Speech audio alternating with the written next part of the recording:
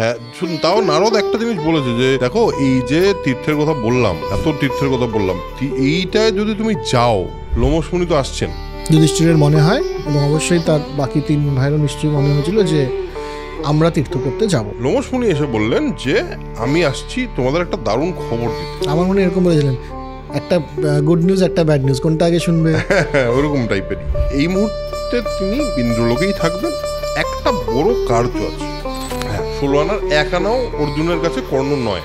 ওর কাছে যে ওই কবচ এবং কুণ্ডল আছে, সেগুলো আমি হরণ করে নিয়ে নেব। তাদেরকে বললেন, এবং যত ব্রাহ্মণরা সমস্ত এখানে তাঁবু বেড়ে বসেছিল তাদেরকে বললেন করহস্তে যে আমরা তীর্থে যাচ্ছি, আপনারা এবার নিজের নিজের গৃহে ফিরে যান। আমার না একটা ইন্দ্রের মতো পুত্র চাই, আপনি আমায় দিন। ব্রাহ্মণ বলছে, তুই ক্রোধ করেছিস, আমার ইন্দ্রের মতো পুত্র চাই, তুমি কে? আমি ইলবল, আমি দৈত্য। যেই খেয়েছে সঙ্গে সঙ্গে বাইরে থেকে বলেছে, বাতাপি বাইরে এসো। পেট পুরে বাতাপি বেরিয়ে এসছে। সারপ্রাইজ। ওর বাড়িতে নিয়ে গেলেন এবং স্ত্রীর সাথে যখনই উনি কাছাকাছি আসতে যাবেন, লোপামুদ্রা বললেন 1 মিনিট। অবস্থা বলেন, এটা কী কথা? আমি ব্রাহ্মণ, আমার কাছে টাকা নেই, পয়সা নেই, ওরকম একটা বিদেশি খাট আমি কি করে আনবো? এরকম ভেরি কস্টলি রাজা শত্রুবার কাছে যান এবং বলেন যে আমি আমার একটু টাকা পয়সা লাগবে, তো আপনি একটু টাকা পয়সা দিন, কিন্তু এমন ভাবে দেবেন যাতে অন্যের ক্ষতি না হয়। তো ইলবল বলছে, আরে আরে আসুন আসুন, অবশ্যই দেখলেন, আসুন, এরকম লাগছে ব্রাহ্মণ না, আসুন আসুন। রাজারা বলছে, আরে স্যার আপনি দেখলেন না, এটা কিন্তু বাতাপি মেষ হলো। তোমরা চিন্তা করো না, আমাকে খেতে তো দাও, তারপর আমি দেখছি। হ্যাঁ, বজ্র মেঘের মতো সাউন্ড করে অজ্ঞস্তর অধদেশ থেকে বায়ু নির্গত হয়। দেখো, মেজরলি আমার যেটা ইন্টেনশন ছিল তোমার কাছে আসার, সেটা হলো টাকা।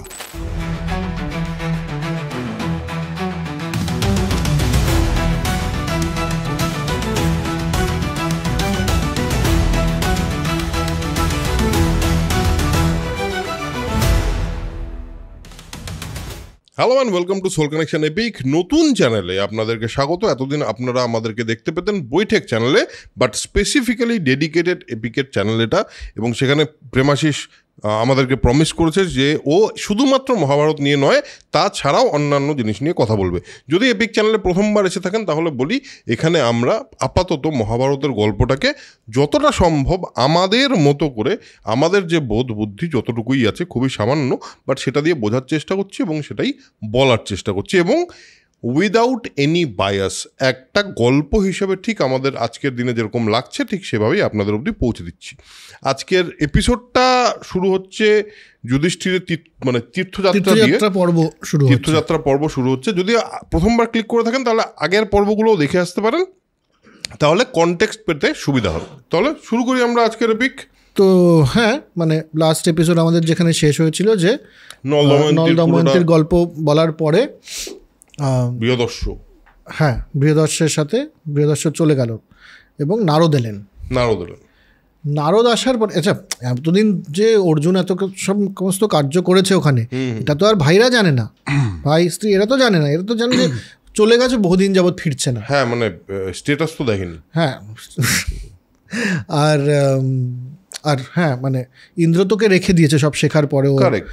তখনকার দিনে তো এরকম ব্যাপার ছিল না। তখনকার দিনে চিঠি পাঠানোটাও ওয়াজ ইম্পসিবল। তো সে লোমশ মুনিকে পাঠিয়েছেন উনি, যে বলো গিয়ে এই যে অর্জুন ঠিক আছে। তো এমন অবস্থায় নারদের কাছে নারদ এসছেন, বলছে যুধিষ্ঠির তাকে আপ্যায়ন করার পরে বলছে যে একটু কী করবো, আমাদের তো ভালো লাগছে না এখানে, আপনি একটু বলুন তো কোন তীর্থের, অনেক তো আপনারা ঘুরে টুরে এসছেন, তীর্থের গল্প করুন। এবং বলেছে যে অর্জুন নেই বলে আরো বেশি ভালো লাগছে। ওইটাই মন মেজাজ খেলাম, একটু তীর্থের গল্প করুন তো, কোথায় কি তীর্থ আছে, মানে বেসিক্যালি অন্য দেশের গল্প করুন।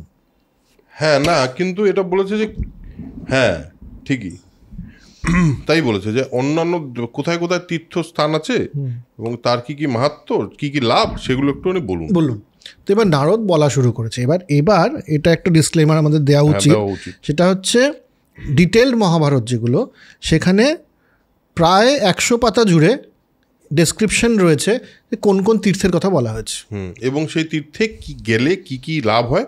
তার মধ্যে আমি রাজশেখর বসুর মহাভারতের শুধু একটা লাইন আপনাদের পড়ে দিই, সেটা হলো, বহু শত তীর্থের কথা নারদ বলেন, এবং এখানে লেখা আছে, এই প্রসঙ্গে দ্বারবতীর পর পিণ্ডারক তীর্থের বর্ণনায় আছে, এইখানে এই তীর্থে পদ্মচিহ্নিত ও ত্রিশূলাঙ্কিত বহু মুদ্রা পাওয়া যায়। এই কথাটা এখানে বলা আছে, মানে ওই ইয়েটাতে। এখানে বোধহয় মহেঞ্জোদারোতে যে মুদ্রা পাওয়া গেছিল তার সঙ্গে সেই মুদ্রার একটা মিল আছে। আমি শুধু এইটুকু পয়েন্ট রাজশেখর বসু তুলে দিয়েছেন, আমিও আপনাদের সঙ্গে তুলে দিলাম। তবে কালীপ্রসন্ন সিংহের মহাভারত এবং বিবেক দেব রায়ের মহাভারত দুটোতেই অনেক ডিটেলে বর্ণনা আছে, এই পুরো বর্ণনাটা আছে, যে নারদ সমস্ত বললেন। সেটা অন্য এক সময় ছোট ছোট ভিডিওর মাধ্যমে আমরা আপনাদের কাছে পৌঁছে দেওয়ার চেষ্টা করব, কারণ ওগুলো ইন্টারেস্টিং, কিন্তু গল্প কিছু এগোচ্ছে না। ওগুলো জাস্ট জায়গার নাম, ওখানে কি হয়েছিল, এখন সেই জায়গাটা কোথায়, এভাবে আমরা কিছু একটা এটা আমরা পরে করতে পারি। আপাতত আমরা গল্পটাকে এগিয়ে নিয়ে যাওয়ার চেষ্টা করি। তো গল্প এইভাবে এগোচ্ছে যে নারদের কথা শেষ হলো, তারপরে যুধিষ্ঠিরের ব্যাপারটা বেশ ভালো লেগেছে সব ভাইয়েদেরই, যে বাহ, তীর্থে গেলে এত কিছু হয়।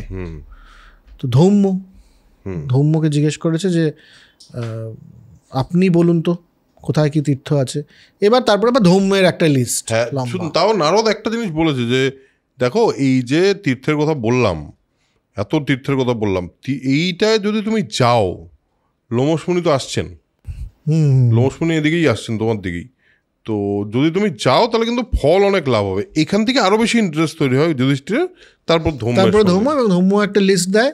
তখন এর মনে হয় যে যুধিষ্ঠিরের মনে হয়, এবং অবশ্যই তার বাকি 3 ভাইয়েরও নিশ্চয়ই মনে হয়েছিল যে আমরা তীর্থ করতে যাব। এমত অবস্থায় লোমসমুনির আবির্ভাব। লোমসমুনি এসে বললেন যে আমি আসছি তোমাদের একটা দারুণ খবর দিতে। আমার মনে এরকম বলেছিলেন, একটা গুড নিউজ একটা ব্যাড নিউজ, কোনটা আগে শুনবে, ওরকম টাইপেরই। হ্যাঁ, তো লোমসমুনি এসছেন। লোমসমুনি এসে বলেছেন যে শোনো, ইন্দ্রলোকে কিন্তু অর্জুন খুব বহাল তবিয়তেই আছেন, এবং অর্জুন কিন্তু মহাদেবের কাছ থেকে ব্রহ্মশীল নামক একটা অস্ত্র আবিষ্কার বলতে পেয়েছেন, বরদান হিসেবে পেয়েছেন। ওগুলোও পেয়েছে, বজ্র এবং দণ্ড, এবং যম, কুবের, ইন্দ্র সবাই মিলে ওনাকে অনেক অস্ত্র দিয়েছেন, এবং উনি খুব ভালো অবস্থায় আছেন। চিত্রসেন, যিনি বিশ্বাবসুর পুত্র, সেই চিত্রসেনের কাছ থেকে তিনি নৃত্য, গীত এইসব শিখছেন। এই মুহূর্তে তিনি ইন্দ্রলোকেই থাকবেন। এটা হচ্ছে ব্যাড নিউজটা। হ্যাঁ, এটা হলো এখনই আসছেন না, এই মুহূর্তে তিনি ইন্দ্রলোকেই থাকবেন। একটা বড় কার্য আছে, একটা মহৎ কার্য আছে, সেটা সম্পন্ন করে তোমাদের কাছে সে ফিরে আসবে, এটা ইন্দ্র বলেছেন। এবং ইন্দ্র তার সঙ্গে আরেকটা কথা বলেছেন, সুতপুত্র কর্ণ, যার এত নাকি সে বীর, ধনুর্ধর, মহাবল, কিন্তু আজকের দিনে এই মুহূর্তে অর্জুনের কাছে যা বল আছে, তো হি ইজ এ সুপিরিয়ার পাওয়ার। 16 আনার 1 আনাও নয়। হ্যাঁ, 16 আনার 1 আনাও অর্জুনের কাছে কর্ণ নয়। তো সুতরাং সেটা নিয়ে ভাবার চিন্তা নেই। আর ওই যে ওর কাছে যে ওই কবচ এবং দিব্যাস্ত্র আছে, ওই কুণ্ডল আছে, সেগুলো আমি হরণ করে নিয়ে নেবো বলছে। লোমশ বলল, এই ইন্দ্র এই কথাগুলো বললেন। হ্যাঁ, এবং এখানে আমার দুটো অবজারভেশন আছে। একটা হচ্ছে যে এই যে বললেন যে কি কি অস্ত্র রয়েছে, তার সাথে আবার এই আলাদা করে মেনশন করা যে নৃত্য, গীত ইত্যাদিতে পারদর্শী হয়ে উঠেছেন। আমার মনে হয় এটা একটা মানে কমপ্লিট ম্যান বলে না, ওরকম আর যে অস্ত্র ভালো জানে, এখন কিন্তু নাচে গানেও আমাদের ছেলে পারদর্শী, কাজে কোনো চিন্তা নেই, এরকমভাবে বলার একটা আমার মনে হয় যে আইডিয়া। তো এটা একটা আমার মনে হলো, এটা একটা ইন্টারেস্টিং অবজারভেশন। যে কমপ্লিটনেসটা, ওই নৃত্যগীতটাও ইম্পর্টেন্ট, না হলে বলতেনই না লোমশ, মানে লোমশ না, ইন্দ্রই তো এটা বলে পাঠাতেন, এটা ইন্দ্রর জবানি অ্যাকচুয়ালি। আর এটাও বলেছে লাস্টে, তারপরে এই শেষ করেননি লোমশ বলেছেন, এইসব চিন্তা করো না, আমি কর্ণর কুণ্ডল ও কবচ আমি হরণ করে নেবো। আর এই যে লোমশ মুনিকে আমি এই বলে পাঠালাম, এই লোমশ মুনির সঙ্গে তোমরা তীর্থে যাও, তোমাদের ভালো হবে। যেটা বলতে আরেকটা সেকেন্ড পয়েন্ট তখন মনে পড়লো না, সেটা হচ্ছে যে কর্ণকে নিয়ে তোমাদের চিন্তা নেই, এটা বলার মানে হচ্ছে কর্ণকে নিয়ে চিন্তা ছিল, বাকি কারো কিন্তু নাম করে। হ্যাঁ, একদম, যে অর্জুন আমাদের মেইন এবং তার টক্করের একজনই আছে, সেটা হচ্ছে কর্ণ। তার মানে এই চিন্তাটা ছিল, তা না হলে পরে আর একেবারেই আলাদা করে বলবে। সেটা তো আমরা মোটামুটি বোধহয় অ্যাকসেপ্ট হলো যে কর্ণ সত্যি ওই লেভেলেরই বীর ছিল। কিন্তু এখানে একটা জিনিস আমি বলি, সেটা হলো কর্ণকে অনেকেই খুব হিরো করে দেখে, বাট যদি মহাভারতের হিসাবে বলা যায়, অর্জুনের সঙ্গে প্রায় 2-3 বার কর্ণর যুদ্ধ হয়েছে, যে যুদ্ধে কর্ণ হেরে গেছে, বাজেভাবে হেরে গেছে। ঠিক আছে, সুতরাং এটাও সত্যি যে শ্রীকৃষ্ণ যখন কর্ণের রথের চাকা ডোবাতে হয়েছিল, কারণ কর্ণর বীরত্ব আছে, বাট সেটা এরকম না যে Karna was more powerful than Arjun was also very powerful. Moral তো ছিলেনই না, দ্রৌপদীর সাথে যখন হয়েছিল কর্ণই তো সবচেয়ে বেশি করেছেন। আসলে না, ওটা ওই সুতপুত্র বলে ওটার সাথে কাস্টিজমের পলিটিক্সটা মিশিয়ে একটা ন্যারেটিভ তৈরি করার চেষ্টা, সেটার মধ্যে ঢুকে আমাদের লাভ নেই। সেটার নিজস্ব ব্যাখ্যা আছে, পক্ষে বিপক্ষে, যেটা যার মনে হয়। তো মানে ওইভাবে কর্ণকে হিরো করার একটা চেষ্টা কিন্তু আছে। তো আচ্ছা, এবার ঘটনা হলো এই যে লোমশ বললেন, এবং লোমশ সব কিছু বলার পর বললেন, শোনো, ইন্দ্রের অনুরোধে আমি তোমাদের সঙ্গে তীর্থে যাব, সব ভয় একেবারে তোমার দূর হয়ে যাবে, আর তুমি একটা কাজ করো যুধিষ্ঠির, তুমি লঘু হও, তীর্থযাত্রার জন্য এত লোক থাকলে কিন্তু হবে না, তুমি শান্তিতে ভ্রমণ করতে পারবে, এই কথা অবধি বললো। Travel light. তারপর তো ইনি বললেন যে আচ্ছা ঠিক আছে, হ্যাঁ, রাক্ষস টাক্ষস কেউ ধরবে না বলেছে, তো যুধিষ্ঠির বলছে হ্যাঁ আমরা 4 ভাই এবার আমরা যাব। তাহলে এবার লঘু করতে যে হবে, কি করবে ওরা, 4 ভাই আর স্ত্রী তো যাবেই, সম্ভবত ধৌমও যাবে, লোমশ তো যাবেই। এবার যে নাগরিকরা ছিল যারা ছেড়ে চলে এসেছিল হস্তিনাপুর, তাদেরকে বললেন, এবং যত ব্রাহ্মণরা সমস্ত এখানে তাঁবু গেড়ে বসেছিল তাদেরকে বললেন করহস্তে যে আমরা তীর্থে যাচ্ছি, আপনারা এবার নিজের গৃহে ফিরে যান। নাগরিকদের আর সাধুদেরকেও, মানে ব্রাহ্মণদেরকেও বললেন যে আমরা যাচ্ছি, আপনারা নিজেদের মতো থাকুন, এখানে তীর্থে আমরা সবাইকে নিয়ে যেতে পারবো না। কিন্তু এখানে একটা সুন্দর জিনিস সেখানে লেখা আছে, ওখানে আছে কিনা জানি না, হ্যাঁ এখানে কিছু পয়েন্টস আছে যেখানে বলে দিচ্ছে যে কি কি কারণে তোমরা যাবে না। যে বলছে যে ব্রাহ্মণ ভিক্ষাভোজী সে কিন্তু তার ঠান্ডা লাগবে, তার পথের যে শ্রম হবে সেটা সে নিতে পারবে না, সুতরাং তারা সম্পূর্ণভাবে নিবৃত্ত হন, এটা হলো প্রথমে বলে। তারপর বলে যারা মিষ্টভোজী, বিবিধ পক্কান্ন লেখা আছে, মানে মানে ওই আমার মনে হয় পক্ক খাবার, হ্যাঁ, যারা লেজ্জ পেয় মাংস প্রভৃতি খায় তারা নিবৃত্ত হন। যারা পাচকদের পেছনে পেছনে থাকেন, এই কী রান্না হলো দেখি এরকম করতে থাকেন, তারাও যাবে না, একদম প্রপার। যাদের জীবিকার ব্যবস্থা করে দিয়েছি, তোমাদের তো হয়ে গেছে ভাই, তোমাদের আর আমাদের সঙ্গে যাওয়ার দরকার নেই বলে ওদেরকে বলে তোমরা চলে যাও। তারপর বলে যে সকল পুরবাসী আমাদের পেছন আমাদের রাজভক্তির বসে এসছো, এবং রাজভক্তির বসে এসছে মানে কি, তার দাবি কি, মানে তার আশাটা কি রাজার থেকে, যে রাজা তাদের একটা বেসিক বৃত্তি দেবেন, একটা বেসিক টাকা পয়সা দেবেন এবং খাওয়া দাওয়ার ব্যবস্থা করবেন। তো বলছে দেখো, এখন আমি রাজা না, ধৃতরাষ্ট্র হলো রাজা, তুমি ধৃতরাষ্ট্রর কাছে যাও, ধৃতরাষ্ট্র তোমাদের বাকি ব্যবস্থা করে দেবে, সেটা নিয়ে তুমি চিন্তা করো না। আর যদি তিনি না দেন, যদি বাই চান্স তিনি না দেন, তাহলে তুমি পাঞ্চাল রাজার কাছে চলে যেতে পারো, ওনাকে আমার কথা বললে উনি নিশ্চয়ই দেবেন, মানে তোমাদের চিন্তা করতে হবে, তোমরা চলে যাও।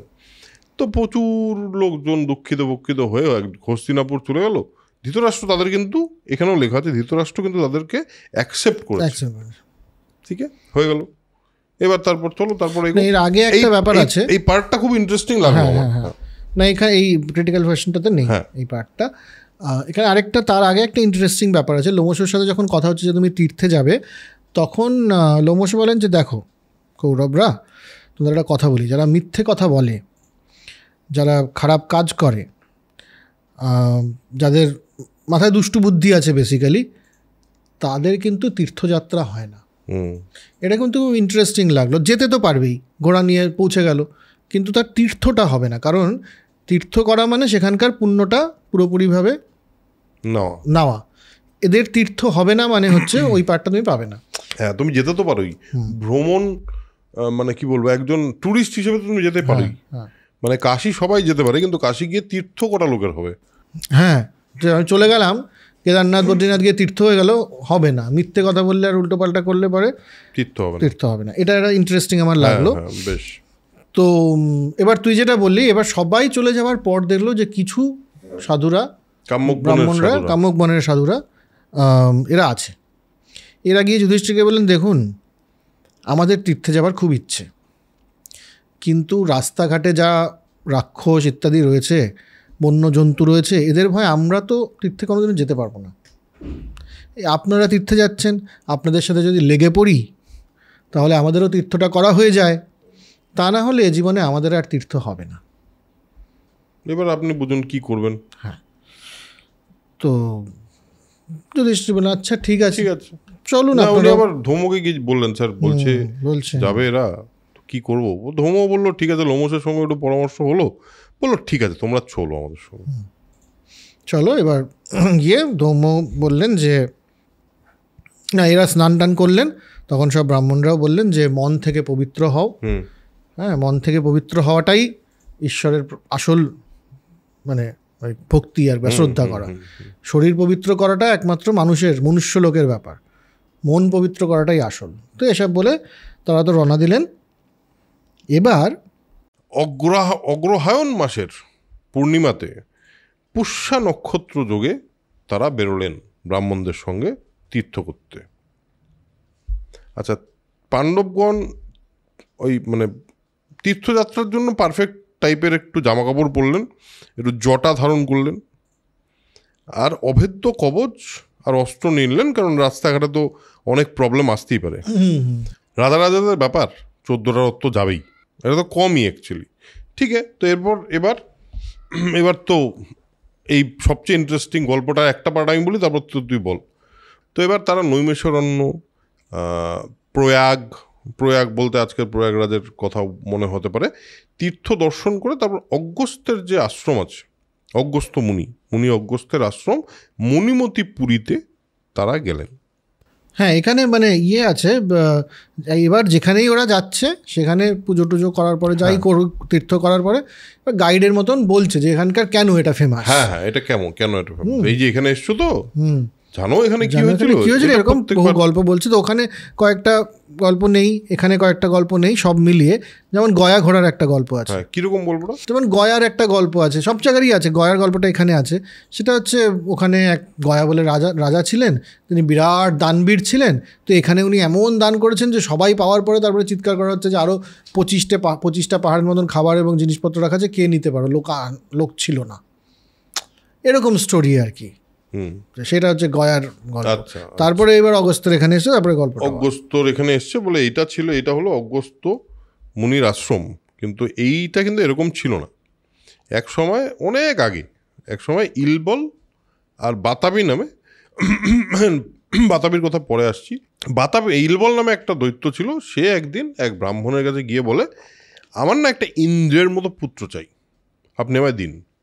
তো ব্রাহ্মণ বলে, তুমি হঠাৎ করে এসে আমার ইন্দ্রের মতো পুত্র চাইছো, তুমি কে? আমি ইলবল, আমি দৈত্য। ও বলে না ওইসব আমি দিতে পারবো না, যাও, বলে ভাগিয়ে দিয়েছে। ইলবলের গেছে মাথাটা গরম হয়ে বলছে, এই ব্রাহ্মণ আমাকে একটা জিনিস চাইলাম দিল না, এই ব্রাহ্মণ আর পুরোহিতদের শেষ করে দেবো। কি করে? তোর ভাইকে রেখেছে, বাতাবি কাম হেয়ার। বাতাবি হলো ওর ভাই, দুজনেই হলো মানে দৈত্য। আর এদের দুজনেরই মায়া বল ছিল। তো মায়া বলে এই বাতাবিকে ছাগল বানিয়েছে, পুরোহিতদের ডেকেছে, বলেছে স্যার ভালো মটন আছে, খাবেন? তো পুরোহিত বলেছে হ্যাঁ নিশ্চয়ই খাবো। রান্না করেছে সুন্দর করে, তারপর খাইয়েছে, মাংস রান্না করে খাইয়েছে। যেই খেয়েছে সঙ্গে সঙ্গে বাইরে থেকে বলেছে বাতাবি বাইরে এসো। পেট ফুরে বাতাবি বেরিয়ে এসছে। সারপ্রাইজ। এই জন্যই না তারপরে এসে ব্রাহ্মণদের এসে মাটন ফাটন খাওয়া বন্ধ করে দিয়েছে। হ্যাঁ, একদম মাংস খাওয়া বন্ধ করে দিচ্ছে, কি জানে বাতাবি খেলাম কিনা। হ্যাঁ, এসব অনেক ওদের সাথে আগেও হয়েছে না একবার, ওই যে শুক্রাচার্যের ওখানে একই কেস খেয়ে মাংস কেটে খাইয়ে দিল। হ্যাঁ, তারপরে বের করে এনেছে যখন পুরোটা একেবারে শেষ। হ্যাঁ, তো যাই হোক বেরিয়ে এসছে, এবং এই করে করে এরা মানে ব্রাহ্মণ মেরেই যাচ্ছে। মানে ওদের মোটামুটি একটা মানে কি বলবো, একটা ব্যবসা চলছে আর কি ব্রাহ্মণ। পরে এটা মনিটাইজ করতে শিখে গেছে। এবার তারপর কি হচ্ছে, ব্রাহ্মণদের কাছে যত ধন ছিল, তাদেরকে মারছে, তাদের সমস্ত ধন সম্পত্তি এরা নিয়ে নিতে থাকে এবং নিজেরা বিরাট ধনী হতে থাকে। এইটা চলছে অনেক দিন ধরে। কেউ সাহস পাচ্ছে না, কারণ কোনো ব্রাহ্মণকে এরকমভাবে খুব করছে, কেউ আর সাহস পাচ্ছে না ব্যাপারটা ওর অব্দি পৌঁছতে। এদিকে অগস্ত্য মুনি বলে একজন আছেন, এই যেখানে তুমি আছো দাঁড়িয়ে, সেটা হলো অগস্ত্য মুনির আশ্রম। এই অগস্ত্য মুনি একদিন রাস্তা দিয়ে যাচ্ছিলেন। তো অগস্ত্যমুনির একটা বিন্ধ্য পর্বতের গল্প আছে, পরে আসবে, ওটাও মজার। অগস্ত্যমুনি রাস্তা দিয়ে যাচ্ছেন, তো হঠাৎ দেখে গর্তের মধ্যে তার পিতৃপুরুষগণ সব মানে উল্টো দিকে ঝুলছে। তো বলছি, কি আপনারা এরকম অবস্থায় কেন? বলছে, দেখো আমাদের তো বংশ লোপ পাবে, কারণ তুমি আমাদের একমাত্র বংশধর, তুমি তো বিয়ে করছো না, তো আমাদের বংশ লোপ পালে আমরা ওই মানে ওই কষ্টে ওই দুঃখে আমরা এইভাবে আছি এবং আমরা যেতেও পারছি না। এটা কিন্তু কমন, আমাদের আগে একবার আদি পর্বে জরৎকারু সেম একইভাবে সেও আটকে পড়েছিল একেবারেই। তো তখন পূর্বপুরুষ এরকম উল্টো গর্তে মানে উল্টো লোটকে থাকতেন। হ্যাঁ, তো এবার উল্টো ঝুলে আছেন। তো বললো যে, দেখো তোমার একটা সৎ পুত্র যদি না হয় তাহলে আমাদের কিন্তু কিছু করার থাকবে না, আমরা নরক বাস হবে আমাদের, এরকমভাবেই থেকে যাব, আমাদের একটু উদ্ধার করো। তো এবার অগস্ত্য বলে, নিশ্চিন্ত থাকুন, আমি যাচ্ছি, আমি দেখছি কীভাবে কী করা যায়। তো যথারীতি কী করা যায়। তো এবার অগস্ত্যমুনি তো ঠিক আছে, আর বিয়ে টিয়ে করে একটা সংসার পাতবো এরকম একটা মেয়ে খুঁজে পাচ্ছেন না। চতুর্দিকে ওনার সমস্ত করে উনি একটা বিবাহযোগ্যা ওনার পছন্দের একটি নারী পাচ্ছেন না। কি করেন? তো উনি একদিন ঘুমিয়ে ভাবছেন, আচ্ছা লেটস ডু সামথিং, যে সমস্ত প্রাণীর যে শ্রেষ্ঠ অংশগুলো আছে সেগুলো মিলে একটি নারীর কল্পনা করা যাক। এরকম কল্পনা করে সে একটি অতীব সুন্দর এবং গুণবতী, অবশ্যই কারণ প্রত্যেকটা প্রাণীর বেস্ট অর্গানসগুলো তাকে দেয়া হয়েছে, গুণবতী এবং ভালো এক নারীর কল্পনা করলেন। তাকে এবার বিদর্ভরাজের মহিষী মানে রানীর গর্ভে তাকে প্রতিস্থাপন করলেন। তো এবার সেখানে জন্ম নিলেন লোপামুদ্রা। সৌদামিনীর ন্যায় সুন্দর নাকি এই কন্যা? তার নাম লোপামুদ্রা। তারপর কি হলো? লোপামুদ্রা তো বড় হয়ে উঠছে। এবার যখন বিবাহযোগ্য হয়ে গেছে, এত গুণবতী রূপবতী, অবভিয়াসলি প্রচুর সম্বন্ধ আসার কথা, কিন্তু কেন যেন এর কোনো সম্বন্ধ আসছে না। তো রাজাও একটু চিন্তায়, কি ব্যাপারটা কি এরকম, সবাই বলে যে এর মতন হয় না, কিন্তু এর বিবাহের জন্য তো এগিয়ে আসছে না। আসলে তো অগস্ত্য আছে পেছনে, অগস্ত্য তাকে বিয়ে করবে। তো অগস্ত্য একদিন এসে উপস্থিত হয় রাজমহলে, এসে বলে যে মহারাজ ওরা মেয়েকে বিয়ে করবো। তো এবার বিদর্ভরাজের ব্যাপারটা একদমই পছন্দ হয় না, যে মানে নাও করতে পারছে না, অগস্ত্যের মতন একজন এসে বলে ফেলেছে, কিন্তু এর চালচুলো নেই, প্রথমত সেই বৃত্তশালী নয়, আমার মেয়েটা একটু কষ্টেই থাকবে বোধহয়, কারণ রাজকুমার রাজা এরকম পেতে পারতাম। তো কিন্তু ভয়ের বশবর্তী, মানে ভয়ই পেয়েছে, একরকম সাপ দিয়ে দেবে এই ভয় পেয়েছে। বলছে কুন্তির ক্ষেত্রেও এরকম ছিল, কিন্তু কেসটা অনেকটা ভীষ্ম গিয়ে যখন ওরকম করে, তো বিয়ে হয়ে গেছে লোপামুদ্রার সাথে অগস্ত্যর। এরও ইচ্ছা ছিল না লোপামুদ্রা, হ্যাঁ, মানে আসলে রাজা এবং রানী যখন খুব দুঃখের মধ্যে ভাবনা চিন্তা করছেন, তখন লোপামুদ্রা এসে বলেন যে আপনাদের চিন্তা নেই, আমি বিবাহ করে নিচ্ছি অগস্ত্যকে, বাকিটা আমি দেখছি। কিন্তু যদিও আমার ইচ্ছা নেই, একরকম জোর করেই তো বিয়ে করা। তারপরে তো বিয়ে হলো, এরা এবার বিভিন্ন জায়গায় ঘুরে টুরে, এবার তো ব্যাপারটা হচ্ছে যে বিয়েটাকে তো কনজিউমেট করতে হবে। গেলেন অগস্ত্য, নিজে মানে ওর বাড়িতে নিয়ে গেলেন এবং স্ত্রীর সাথে যখনই উনি কাছাকাছি আসতে যাবেন, লোপামুদ্রা বললেন 1 মিনিট, যে প্রবলেমটা হচ্ছে সবই ঠিক আছে, আমি আপনাকে স্বামী হিসেবে মেনে নিয়েছি, সবই ঠিক আছে, কিন্তু আমার খাটটা আমার বড় প্রিয়। ওরকম একটা খাট না হলে পরে আপনার মতন একজন মুনি ঋষির সাথে আমি মিলিত হব, এটা আমি ভাবতে পারছি না। অগস্ত্য বলেন, এটা কী কথা হলো?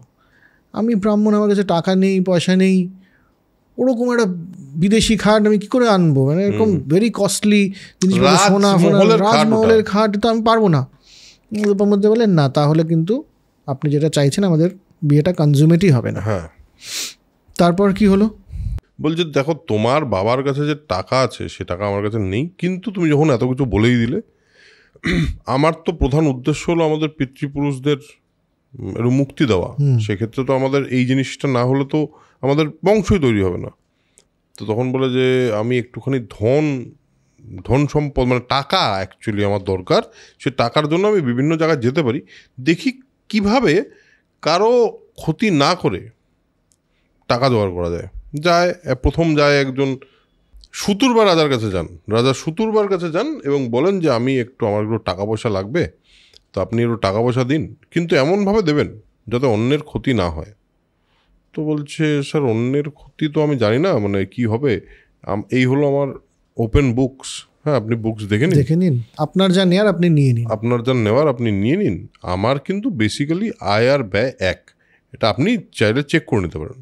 তো অগস্ত্য বলে দেখে তো সত্যি তো তাই, এর আয় আর ব্যয় এক, তা আমি যদি এটা নিয়ে নিই তাহলে তো এর ক্ষতি হয়ে যাবে, শুধু এর ক্ষতি হবে না, তার সঙ্গে পুরো ইকোসিস্টেমটার ক্ষতি হয়ে যাবে, না এটা তো সম্ভব না। তারপর সে আরও দুজনের কাছে যায়। আচ্ছা, অগস্ত্য আমাদের এই রাজার সঙ্গেই যায়, সুতুরবার সঙ্গেই যায়, সুতুরবার সঙ্গে নিয়ে বলে যে ব্রদ্ধষ্ণ আর ত্রসদস্যু বলে রাজার কাছে যায়। তারাও কিন্তু একই কথা বলে যে স্যার দেখে নিন আমাদের কিন্তু আয় ব্যয় এক, অ্যাকাউন্টস দেখে নিন, আমাদের আয় ব্যয় এক, কোনো উদ্বৃত্ত কিন্তু আমাদের কাছে নেই। তো এবার অগস্ত্য বলছে আরে তোমরা কিছু একটা অপশন দাও আমাকে, তোমরা রাজারা বলছো তোমাদের কাছে টাকা নেই, তো আমি কি করব? বলছে দাঁড়ান একটা উপায় আছে। বলছে কি উপায়? ইলবল বলে যে দস্যুটা বা দানবটা মানে দৈত্যটা আছে, তার কাছে কিন্তু অনেক টাকা, হ্যাঁ, এবং সে আজকাল যা করছে তাদের টাকা তো করেইছে, তার সঙ্গে ব্যাপারটাও খুব খারাপ করছে, ব্রহ্মহত্যা হচ্ছে, বাজে হচ্ছে ব্যাপারটা। তো একটা কাজ করুন, চলুন ওর কাছে গিয়ে দেখা যাক। তো এবার 3 রাজার সঙ্গে ইলবলের কাছে গেছে। রাজা বলেছে আচ্ছা ব্রহ্মহত্যা হচ্ছে বলে সবাই কেউ যায়ও না ওর কাছে আর কি, হ্যাঁ যায় না, বলেছে যে চিন্তা নেই, হাম হ্যাঁ না।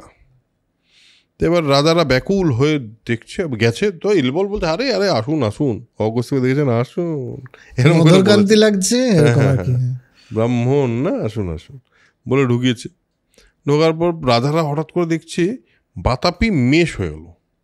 মেষ মানে ভেড়া হয়ে গেল। ইলবলটাকে কাটলো, কেটে অতিথিদের সেবার জন্য রান্না বান্না করলো খুব সুন্দর করে।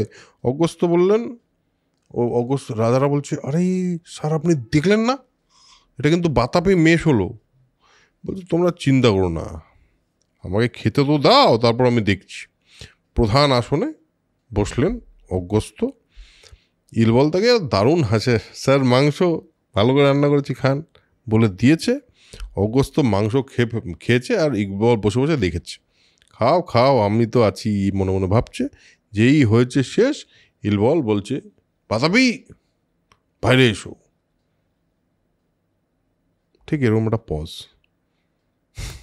বাতাপি বাইরে এসো, সারা এখানে লেখাও আছে, মানে সমস্ত যতবার ডাকে ততবার সব শান্ত, কিচ্ছু শোনা যাচ্ছে না। এবার হঠাৎ করে বলে অগস্ত্য বলে শোনো না, তখন এটা অদ্ভুত ব্যাপার, এখানে লেখা আছে বজ্রর মতো সাউন্ড করে, হ্যাঁ বজ্র মেঘের মতো সাউন্ড করে অগস্ত্যর অধোদেশ থেকে বায়ু নির্গত হয়, যাকে বাংলায় বাতকম্য বলে, হ্যাঁ সেটা তিনি করে ফেললেন। আর করে ফেলার পরে তাকাচ্ছে, ও বলছে বাতাবি, বলছে সে তো আর এই পৃথিবীতে এক্সিস্ট করে না, তাকে আমি হজম করে শেষ করে দিয়েছি, দেখলে না? তো বলছে হ্যাঁ এবার কি হবে, মানে বেসিক্যালি একটু গ্যাস ফর্ম হয়েছে, হ্যাঁ মানে গ্যাস হয়ে গেছে ভেতরে গিয়ে গ্যাস হয়ে গেছে, ভালো মাটন না আর কি, না ভালো মাটন না, এবং তার সঙ্গে হজম হয়ে গেছে, হজম করে ফেলেছে কিন্তু ওই আর কি। তো এবার তারপর সবাই মিলে ইলবল বলছে আরে আরে আমাকে মারবেন না, আমাকে প্লিজ ছেড়ে দিন, আমি তো জানতাম না আপনি এত বড় লোক, তো আমাকে একটু বলুন আপনাকে কি করতে, আমাকে কি করতে হবে। বলে দেখো মেজরলি আমার যেটা ইন্টেনশন ছিল তোমার কাছে আসার, সেটা হলো টাকা। সেই টাকা যদি তুমি দিতে পারো তাহলে আমি, মানে টাকা দিতে পারো না, টাকা তো তোমাকে দিতেই, মানে আমি টাকার জন্য এসেছি, তো তুমি আমাকে টাকা দাও। বলছে কিন্তু কারো ক্ষতি না করে, হ্যাঁ কিন্তু কারো ক্ষতি না করে, এটা বলেছ। আর বেসিক্যালি এটাও পয়েন্ট যে ওরা তো ওটা পুরো মানে লুণ্ঠিত ধন। হ্যাঁ, এবার সেটা তো ক্ষতি হবে না ওটা নিলে কারো। ইলবল তো মানুষ হিসেবে খুব একটা ঠিক না। ইলবল বলছে দিতে পারি, কিন্তু আপনি যদি গেস করতে পারেন যে আমি এক্স্যাক্টলি কি দিতে মন করছি, মনের মধ্যে কি চলছে, মানে থট রিড যদি করতে পারেন তাহলে আমি দিতে পারি। তো ও তো জানতো না, অগস্ত্য তো এমনি এমনি মানে বাই ডিফল্ট এরা মেন্টালিস্ট হয়। হ্যাঁ, এরা পুরোটা পড়তে পারে। বলে হ্যাঁ তুমি যেটা করতে চাও সেটা হলো এই রাজাদের প্রত্যেককে তুমি 10,000 গরু দিতে চাও আর 10,000 স্বর্ণমুদ্রা দিতে চাও, আর আমাকে ঠিক এর ডবল, মানে এটা তুমি আমাদের দিতে চাও, তাই তো? 20,000 গরু, আর তুমি দিতে চাও হলো 20,000 গরু আর 20,000 স্বর্ণমুদ্রা। আর তাছাড়া একটা দারুণ সুন্দর দেখতে রথ দিতে চাও, আর একটা অশ্ব দিতে চাও আমাকে। এটাই চাও তো? এটা না আমার মানে এই পড়ার পরে আমার মনে হলো এটা একটা ওরকম হচ্ছে আর কি ব্যাপারটা, যে অগস্ত্য তার টাকার দরকার, সে ভালো লোক, ধরা যাক সরকার এরকম টাইপের, তো এবার তার টাকা লাগবে কোনো একটা কাজের জন্য, কোনো একটা প্রজেক্টের জন্যে। তো সে সমস্ত বিজনেসম্যানদের কাছে গেছে, রাজা মানে আজকের দিনে তো বড় বিজনেসম্যান, তারা বলছেন দেখুন তো আমার ব্যালেন্স শিট, ইনকাম স্টেটমেন্ট সমস্ত দেখে নিন, সবই তো ট্যাক্স দেয়াই আছে। এবার আপনার যদি মনে হয় আইটি রেড হচ্ছে ধরা যাক, তা নিয়ে যা আমি এক্সট্রা আনঅ্যাকাউন্টেড ফন্ড নিয়ে নিন। বলছে না এটা তো হবে না, বৈধ পথে নিতে হবে। বলে অবৈধ একজন বিজনেস করে যাচ্ছে ওখানে, ইল্লল বলে, তো ওখানে গিয়ে আপনি দেখুন। তারপরে ওদের আইটি রেডের মতন হয়েছে একটা, তারপরে অগস্ত্য দেখা যায় প্রচুর আনঅ্যাকাউন্টেড মানি, বলছেন যে কততে সেটেল করবে। হ্যাঁ, বলছে তো উল্লাল বলছেন আমি যা ভাবছি সেটা যদি আপনি গেস করতে পারেন তাহলে নিন। বলছে হ্যাঁ তুমি তো ভাবছি মোটামুটি 20%, এরকম একটা হয়েছে। আরেকটা জিনিসও এখান থেকে বের করা যায়, সেটা হলো ইলবল অগস্ত্য টাকা চাইছে, কোনটা বললে মানে কত টাকা দেব কিভাবে আমি জানবো অগস্ত্য কি চায়, তার চেয়ে উনি বলুক। हाँ डिमांड आप ही रखिए सर। हाँ डिमांड आप ही रखिए, आप बोलिए ना क्या चाहिए। বলে ও বলে এই বলার পর বলেছে হ্যাঁ হ্যাঁ ঠিক আছে যা আমি এটাই ভাবছিলাম, আদৌ ওটা ভাবছিল কিনা জানি না, বাট বলেছিল এটাই ভাবছিলাম, দুঃখিত মনে কিন্তু দেয়। হ্যাঁ মানে আমরা একটু মজা করলাম, কিন্তু বেসিক্যালি বলতে চাইলাম যে নেগোসিয়েশনটা তো এরকম, নেগোসিয়েশন কীরকম হয় তার একটা মডেল তো এটা। হ্যাঁ হ্যাঁ একদম একেবারেই এটা আমি এর ভেবে দেখেছি। আমিও যখন আমাকে কেউ কত টাকা চাই, বলে আপনি কত টাকা দিতে পারবেন সেটা বলুন, কারণ আমি যে টাকাটা যদি বলে যে না না এরকম কোনো ব্যাপার নেই, তখন আমি একটা টাকা চাইবো। কারণ একটা বেসিক্যালি আমি যখন কাউকে এটা জিজ্ঞেস করি সেও বলে তোমরা কিরকম বাজেট ভাবছো। হ্যাঁ এই ব্যাপারটা এরকমই। যাই হোক, তো তারপর সমস্ত ধন নিয়ে অগস্ত্য নিজের আশ্রমে এলেন, খাট কিনলেন, তিনি শয্যা কিনলেন, শুধু শয্যা না আভরণ কিনলেন, একটা সুন্দর মানে ড্রেস, সুন্দর খুব সুন্দর একটা ডে নাইট টাইপের একটা ব্যাপার। ঘরে রঙও করিয়েছেন ভেতর থেকে। তিনি শয্যা কিনলেন, আভরণ কিনলেন, তারপর কিনে তিনি গেলেন এবং যথারীতি দেখলেন আমাদের লোপামুদ্রার সঙ্গে তার ওই সময় তো লোপামুদ্রাকে জিজ্ঞেস করলেন যে তোমার কি চাই, 1,000 পুত্র। তুই যতটা রোম্যান্টিক যতক্ষণ ধরে বলছিস, অ্যাকচুয়ালি কিন্তু অতক্ষণ ধরে নেই মহাভারতে, ব্যাপারটা অতটা রোম্যান্টিক নয়। আরে না রোম্যান্টিক না হলেও ব্যাপারটা তো মানে আমি তো আমার মতো করে দেখবো না। এবার তো তারপরে যাই হোক, তারপরে হচ্ছে উনি বললেন 100 পুত্র চাও না 1,000 পুত্র চাও নাকি 100 পুত্র চাও নাকি এমন একটা পুত্র চাও যে একটা দারুণ মানুষ হবে, 1,000 পুত্রের সমান হবে, গুণবান। তো তারপরে সে এক পুত্রের জন্ম তো হয়। ও হাসছে, তার কারণ আছে। এই পুত্রে প্রথমত বলেছে সহস্র পুত্রের চেয়েও শ্রেষ্ঠ পুত্র, এরকম একটা পুত্র হলে তার একটা নামটা তো ঠিক করে দেবে। এরা নাম দিয়েছে দৃঢ়স্যু, উচ্চারণ করতে পারছে না, দ্বিধাস্যু, এটা দৃঢ়স্যু এখানে। এবার এটা একটা নাম উচ্চারণ করতেই পারছি না। এনিওয়েজ এটা এগুলো মজাই। না বাবা মারা সবসময় এখনো এটা চলে আসছে, সবসময় যে ভালো নাম রেখে ফেলতে পারে না না একেবারেই না। আমার নাম প্রথমে কি রেখেছিল সেটা নাই বা বললাম, সেসব সুপ্রিম নলেজে আমাদের কোনো কাজ নেই।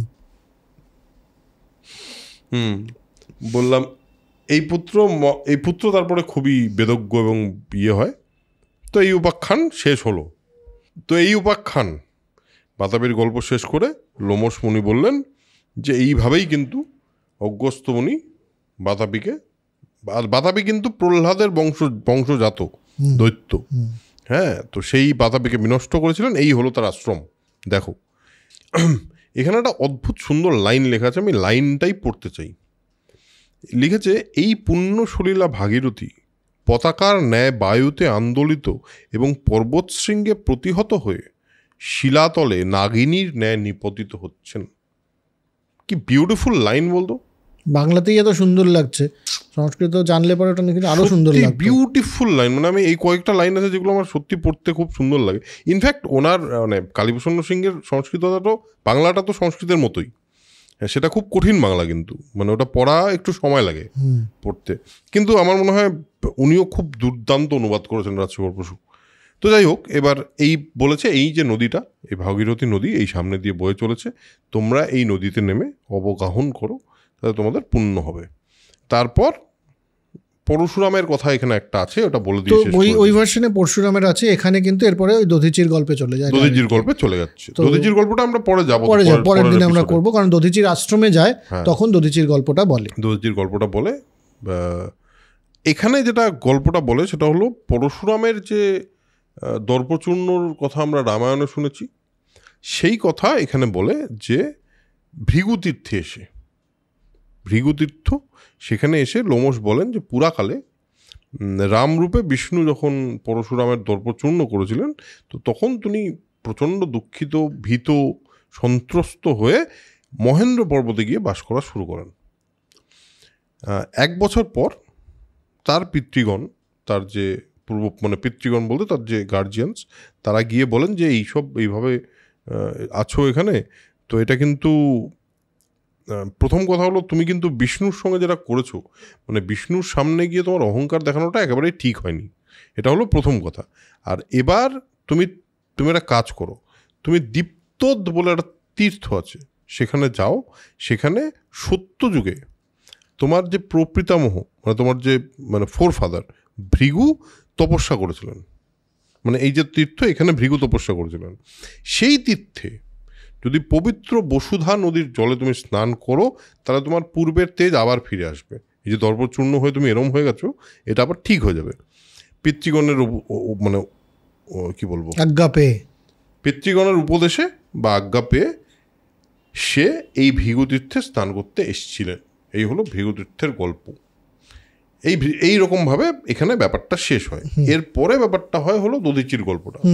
দধিচির গল্পটাও খুব ইন্টারেস্টিং, সেটা আজকে আর ঢুকি না আমরা, না মানে শুধু এতটুকুই বলে রাখি, ইন্দ্রের বজ্র তৈরির গল্প। হ্যাঁ, তো আজকের এপিসোড এখানেই শেষ করবো। আজকের এপিসোডে গল্পটা বেশ মজার, মানে গল্পটা বেশ ইন্টারেস্টিং, এবং সম্ভবত সেক্রেট গেমসে বাতাপির একটা রেফারেন্স পাওয়া গেছে, দিয়েছিল কোনো একটা ইয়েতে, কোনো একটা জায়গায়, তখন ওখানে আতাপি বেতাপি বলেছিল, ইলওয়ালের কথা। হ্যাঁ, আতাপি বাতাপি বলেছিল, বাট বা এই সেম কনসেপ্টটাই কিন্তু ছিল। হ্যাঁ, তো যাই হোক, এই হলো সেই গল্প। আরেকটা ইন্টারেস্টিং, যারা এটাকে ইতিহাস মনে করেন বা সমাজের সেই সময়কার রেফারেন্স মনে করেন, তাদের জন্যে বড় একটা মানে ক্ল্যারিয়ন কল, যে ব্রাহ্মণরা মাংস খেতেন, এবং মানে রীতিমতো খেতেন আর কি, রীতিমতো খেতেন, অ্যাটলিস্ট মহাভারতের যুগ অব্দি তো খেতেনি। হ্যাঁ, তো সুতরাং আজকের এপিসোড এখানেই শেষ করব। আজকের এপিসোড থেকে আমরা গল্পই পেলাম সুন্দর, এবং তীর্থযাত্রার একটা বেসিক আইডিয়া পেলাম। তীর্থযাত্রাতে যাওয়া ভালো এবং তীর্থ হওয়া একটা বড় ব্যাপার, এবং এরপর আমরা দেখবো আরও তীর্থের এই যাত্রাতে তাদের সঙ্গে কি হয়। অনেক কিছু হয়, এইসব আমরা দেখতে থাকবো আস্তে আস্তে। তো আজকের এপিসোড, প্রথম এপিসোড, 35 নম্বর এপিসোড, যেটা এলো এপিক চ্যানেলে। এবার বাকি এপিসোডস এই চ্যানেলেই আসতে থাকবে। যদি সাবস্ক্রাইব না করে থাকেন, অবশ্যই এই নিচে একটা বাটন আছে লাল রঙের, একটা ক্লিক করলেই সাবস্ক্রাইব হয়ে যায়, আর পাশে একটা বেল আইকন আছে, সেটাতে প্রেস করে দিলে নোটিফিকেশান আপনার কাছে চলে যাবে। সো আজকের এপিসোড এখানেই শেষ করছি, দেখা হচ্ছে পরের এপিসোডে। ততক্ষণের জন্য spread knowledge, spread positivity, because knowledge is power and positivity is everything. Tada.